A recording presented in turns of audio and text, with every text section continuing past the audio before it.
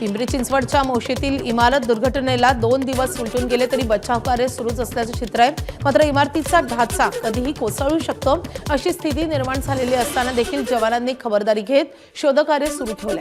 अजूनही 8 कामगार अडकल्याची शक्यता आहे। या दुर्घटनेनंतर ढिगाऱ्याखाली 23 जण अडकले होते। 14 जणांना बाहेर काढले, मात्र संथ गतीनं मदतकार्य सुरू असल्याचा आरोप नातेवाईकांनी केला आहे।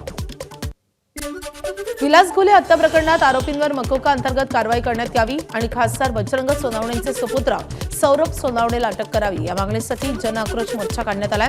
या मोर्चानंतर आंदोलकांनी तहसील समोरील राष्ट्रीय महामार्गावर तासभर ठिय्या आंदोलन देखील केलंय। यावेळी आंदोलकांनी प्रशासनाला आपल्या मागणीचं निवेदन दिलंय। दरम्यान गृहराज्यमंत्री पंकज भोयर यांनी सभागृहात घटनाक्रम सांगितल्यानंतर गुन्ह्याचा तपास सुरू असल्याची माहिती दिली आहे। या प्रकरणात एकूण 9 आरोपींना अटक करण्यात आली असून सध्या सर्व आरोपी पोलीस कोठडीत आहेत। गुन्ह्याचा पुढील तपास सुरू आहे। श्री सौरभ बजरंग सोनवणे यांनी चिथावणी दिल्याने आरोपितांनी विलास घोले यांचा खून केल्याची पुरवणी जबाब त्यांचे भाऊ फिर्यादीने दिलेला असून त्याबाबतचा अधिक तपास चालू आहे। घडलेली घटना गंभीर स्वरूपाची असून तेथे कायदा व सुव्यवस्थेचा प्रश्न निर्माण झाला होता। सदर गुन्ह्याचा तपास करण्याकरिता विशेष तपास पथकाची स्थापना करण्यात आली आहे आणि आता तेथील परिस्थिती नियंत्रणात आहे। गेल्या आठवड्यातल्या मुसळधार पावसाच्या पार्श्वभूमीवर मुंबई पुणे रेल्वे मार्गावर दररोज धावणाऱ्या 30 ट्रेन्स सध्या रद्द करण्यात आल्यात आणि त्यामुळे प्रवाशांची होणारी गैरसोय लक्षात घेऊन महाराष्ट्र राज्य परिवहन महामंडळ म्हणजेच एसटीनं अतिरिक्त बस सेवा सुरू करण्याचा निर्णय घेतलाय।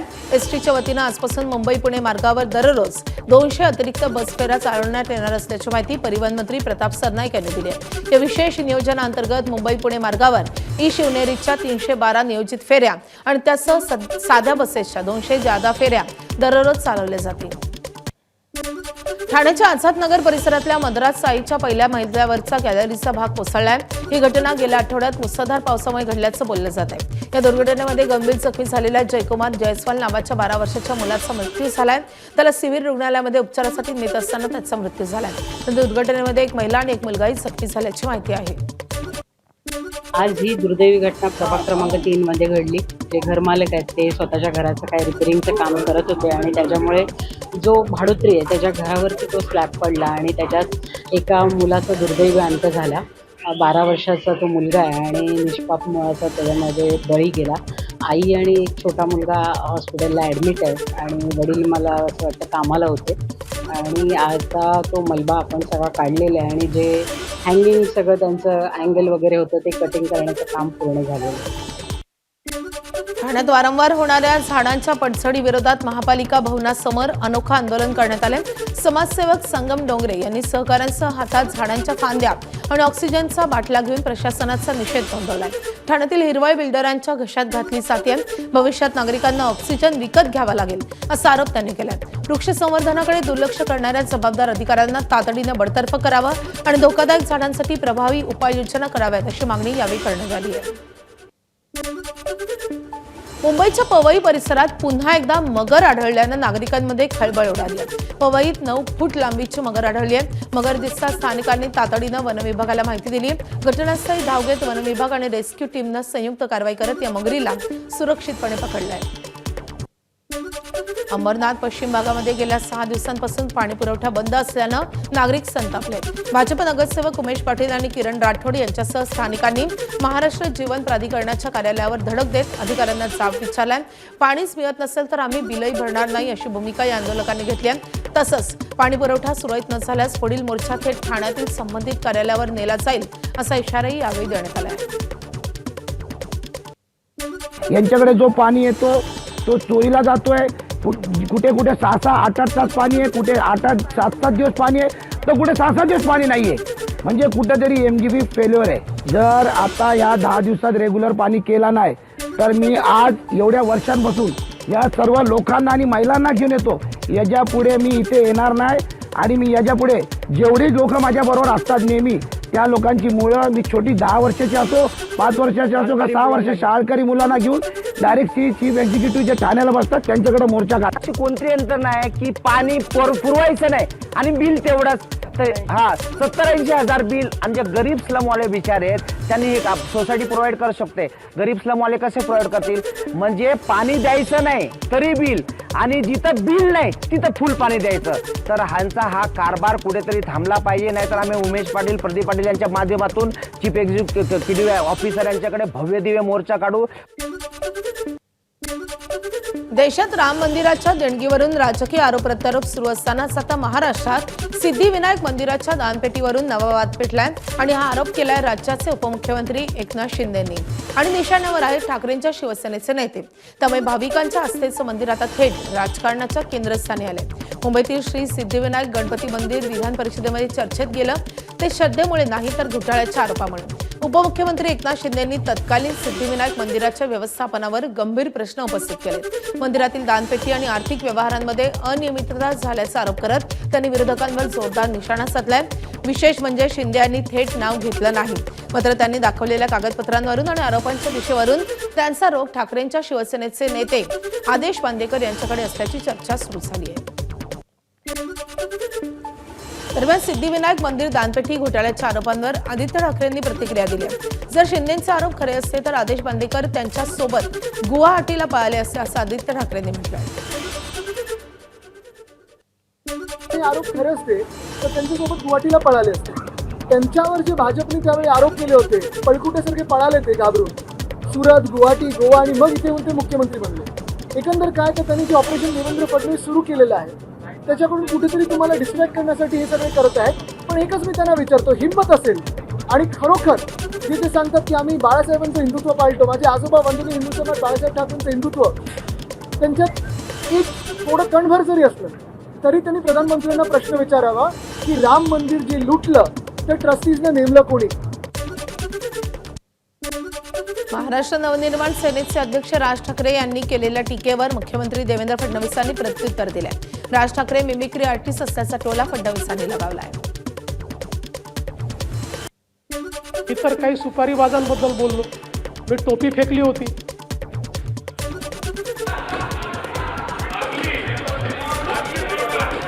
अनेकांना का लागली मला समजलंच नाही.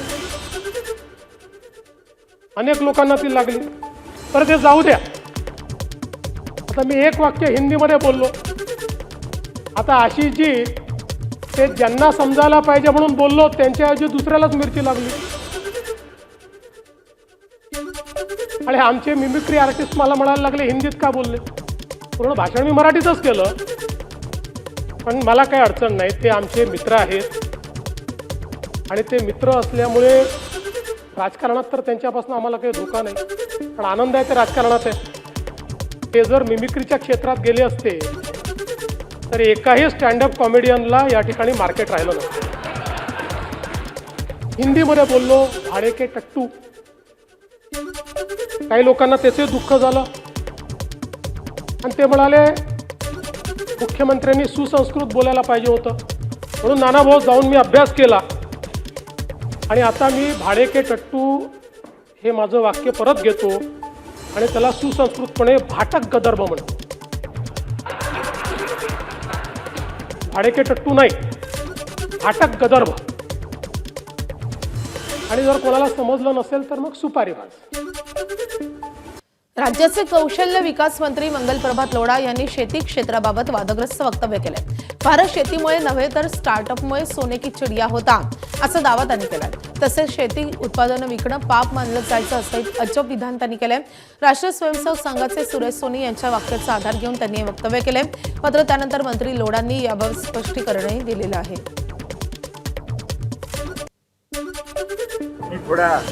मी असा काय बोलला नाही. मी जे बोललं मी परत रिपीट करतो की भारत पूर्वापासून सोन्याची चिडिया म्हणून भारतची ओळख होती. भारत कृषीप्रधान देश होता तरी कधी आपल्या कृषीचे विकायच्या नको. आपण जे सोन्याची चिडिया होतं त्यांच्या मागचं कारण आपला घरी घरी स्टार्टअप होता.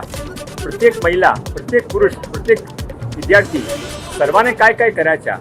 म्हणून त्या काळामध्ये आपला GDP फार जास्त होता. 25पेक्षा जास्त कंट्रीमध्ये आपला एक्सपोर्ट होत होता. आता परत आपला भारतने स्वामी विवेकानंदच्या शब्दामध्ये विश्वगुरू करायचे असेल तो घरी घरी स्टार्टअप केला पाहिजे. हा माझा कृषी भारत कृषीप्रधान देश होता, आज पण आहे, नंतर पण राहणार. सत्ताधारी पक्षातीलच आमदार विधान परिषदेमध्ये एकमेकांना भिडलेले पाहायला मिळाले. भाजपचे आमदार प्रवीण दरेकर आणि शिंदेचे आमदार बच्चू कडूंमध्ये जोरदार खडाजंगी झाली. बच्चू कडू सभागृहात आल्यापासून ते मंत्र्यांना बोलत असताना सातत्यानं डिस्टर्ब करतात असा आरोप प्रवीण दरेकरांनी केला. त्यानंतर संतापलेल्या बच्चू कडूंनी भाजपच्या नेत्यांवर जोरदार हल्लाबोल केला. तुमचा अधिकार आहे, जे काय आहे ते तुम्ही जोरदार सूचना दिल्या. महत्त्वाचा संवेदनशील विषय आहे. त्या ठिकाणचा आपल्याला आता बोलता येणार नाही. मंत्री महोदय बोला. आरोग्य व्यवस्थेवर बोलतायत आणि हे मी नाही ना, तुम्ही प्रत्येक वेळेला सभापती महोदय अशा प्रकारे काम माईक कोणाचाही चालू राहणार नाही. आपण खाली बसा. प्रत्येक वेळेला सभापती महोदय आपण खाली बसा.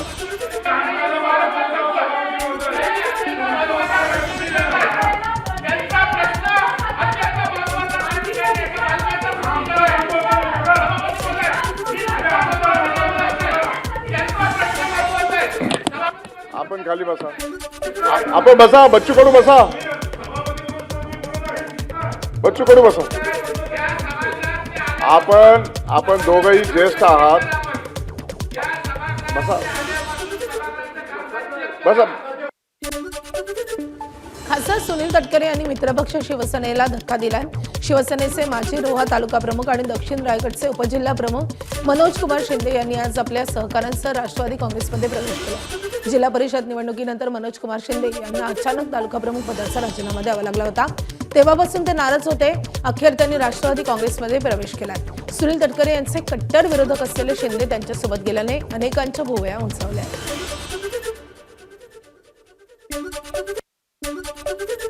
तुम्ही बदलतोय असं तुमचा जो काय आरोप आहे की तुम्ही जे बोलताय की त्यासाठी बदललेलं नाहीये. मी परत एकदा सांगतो, त्यासाठी बदल नाही, परिस्थितीने बदलवलेला आहे.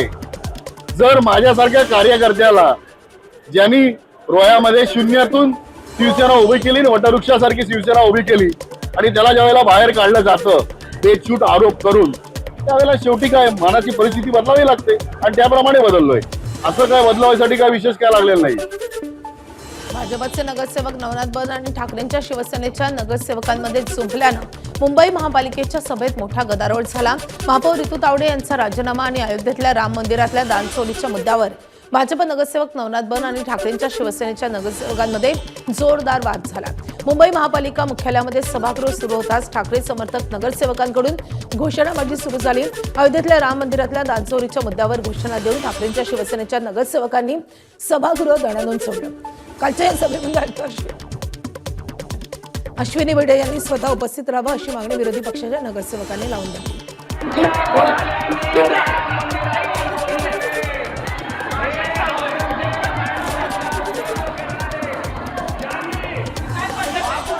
अरे ऐका तुम्ही चुकीची करताय. नाही भाषण त्यांचं ऐकू देत नाहीये.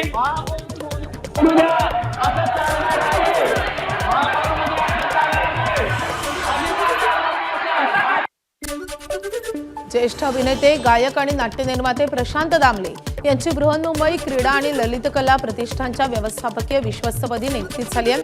मुंबईच्या महापौर रितू तावडेंच्या हस्ते त्यांना नियुक्तीपत्र प्रदान करण्यात आले. प्रतिष्ठानच्या विश्वस्त मंडळामध्ये दामले यांच्या नावाला सर्वानुमते मंजुरी मिळाली आहे. 36 नाटकातील 13,538 पेक्षा अधिक प्रयोगांचा जागतिक विक्रम आणि लिम्का बुक ऑफ रेकॉर्ड्समध्ये 4 वेळा नोंद असलेले दामले सध्या अखिल भारतीय मराठी नाट्य परिषदेचे अध्यक्ष म्हणूनही कार्यरत आहेत. त्यांच्या या अनुभवाचा प्रतिष्ठानच्या कला आणि क्रीडा क्षेत्रातील उपक्रमांना मोठा फायदा होईल असा विश्वास महापौरांच्या पदाधिकाऱ्यांनी व्यक्त केला आहे.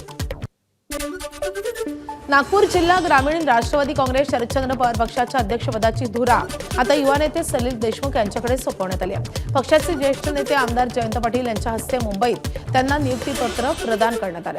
सोबतच नागपूर पदवीधर मतदारसंघाच्या समन्वयक पदाचीही दुहेरी जबाबदारी त्यांच्याकडे सोपवण्यात आली आहे. यापूर्वी जिल्हा परिषद सदस्य आणि युवक काँग्रेसचे विदर्भ प्रमुख म्हणून काम केलेल्या सलील देशमुख यांच्या नियुक्तीमुळे नागपूर ग्रामीणमधील पक्ष संघटनेला नवी ऊर्जा मिळणार असल्याचा विश्वास कार्यकर्त्यांनी व्यक्त केला आहे. राज्यातील शिक्षकांचं आंदोलन अखेर मागे घेण्यात आले.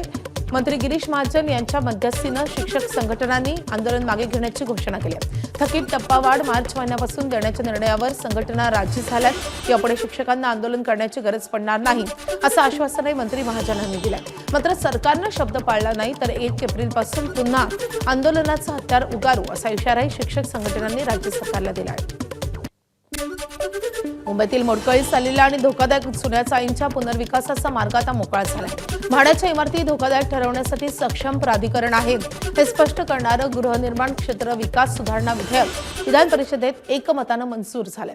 यापूर्वी म्हाडा हा सक्षम प्राधिकरण नाही, या कारणामुळे अनेक इमारतींचा विकास रखडला होता। हा वाद उच्च न्यायालयापासून सर्वोच्च न्यायालयापर्यंत गेलेला होता। आता नव्या कायद्यानुसार म्हाडाच्या कार्यकारी अभियंत्याला थेट इमारत धोकादायक ठरवण्याचा अधिकार मिळालाय आणि त्यामुळे रखडलेले अनेक पुनर्विकास प्रकल्प आता गती घेतील।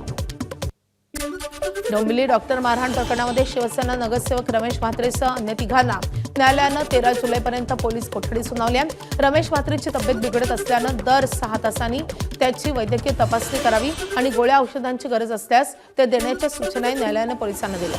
पोलिसांनी 5 दिवसाची कोठडी मागितली होती, मात्र न्यायालयानं 3 दिवसांची पोलीस कोठडी मंजूर केली आहे। तपासादरम्यान आरोपीची तब्येत खराब झाल्यास तत्काळ वैद्यकीय मदत करण्याचे निर्देशही न्यायालयानं दिलेले आहेत। पोलिसांनी सांगितलं आज की त्यांना तपास करायचा आहे, तर 5 दिवस पोलीस कस्टडी पाहिजे म्हणून आम्ही त्याला आक्षेप घेतला होता। आमचं म्हणणं की ताब्यात ठेवून तपासाची काही गरज नाही आहे, पण कोर्टाने आमची मागणी मान्य केली नाही आणि त्यांना सोमवारपर्यंत पोलीस कस्टडी दिली आहे। आणि आरोपीची तब्येत खराब असल्यामुळं दर 6 तासांनी आरोपीला हॉस्पिटलमध्ये येऊन चेक करून आणायला सांगितलं। डॉक्टरला मारहाण केल्याच्या प्रकरणात शिवसेना नगरसेवक रमेश म्हात्रेच्या अडचणी वाढण्याची शक्यता आहे। या प्रकरणी शिवसेना पक्षानं रमेश म्हात्रेला कारणे दाखवा नोटीस पाठवली आहे। डॉक्टर मारहाण प्रकरणी तुमच्यावर पक्षानं कारवाई का करू नये अशी विचारणा या नोटीसद्वारे करण्यात आली आहे। या उत्तरावरूनच पक्षांतर्गत पुढील कारवाई ठरणार असल्याची माहिती आहे।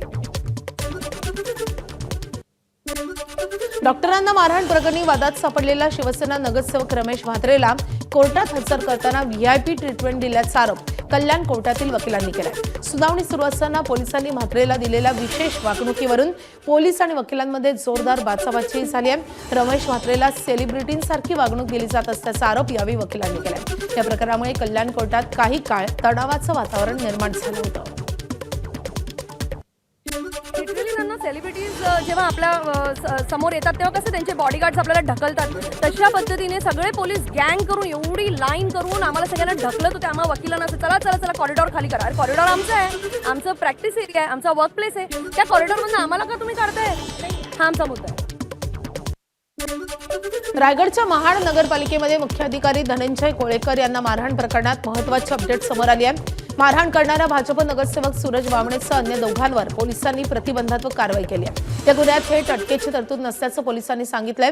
जर अटक करण्याची गरज भासली तर न्यायालयाच्या परवानगीनं अटक करता येईल असंही पोलिसांकडून स्पष्ट करण्यात आलं। दरम्यान भाजपचे रायगड उपजिल्हाध्यक्ष बिपिन महामुंडकर यांनी बामणे यांची बाजू घेतली आहे। पिण्याच्या पाण्याची टंचाईचा प्रश्न सोडवण्यासाठी सूरज यांनी हा उद्रेक केला असल्याचं त्यांनी म्हटलंय। त्यामुळे या प्रकरणाला राजकीय वळणही प्राप्त झालंय।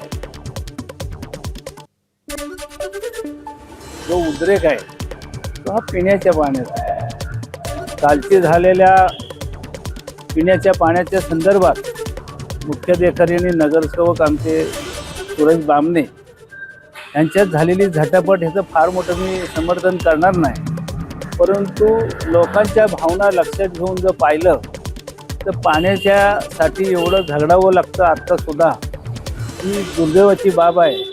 तर आमच्या नगरसेवकाला सुद्धा त्यांनी जर मारहाण केली असेल तर निश्चितपणे आम्ही सुद्धा त्यांचा निषेध करतो।